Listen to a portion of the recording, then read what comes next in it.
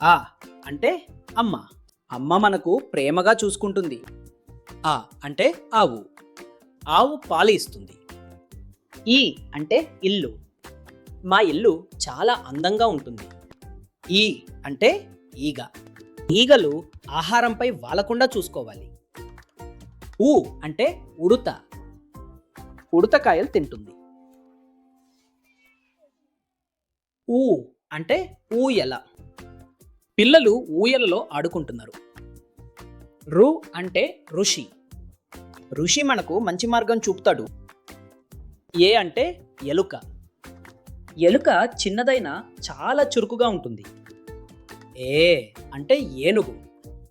ఏనుగు చాలా పెద్దది, చాలా బలంగా ఉంటుంది. ఐ అంటే 5. 1 2 3 4 5. ఓ అంటే ఒంటె. ఒంటె ఎడారిలో ఉంటుంది, చాలా బలంగా ఉంటుంది. ఓ అంటే ఓడ. ఓడ నీటిలో ప్రయాణం చేస్తుంది. ఔ అంటే ఔషధం.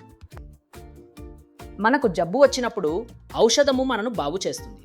అం అంటే అంగడి. అంగడిలో మనం వస్తువులు కొనుగోలు చేస్తాము. ఆహ్ అంతఃపురం. అంతఃపురం అంటే రాజమహల్. హాయ్ పిల్లలు, ఈ వీడియో మీకు నచ్చిందా?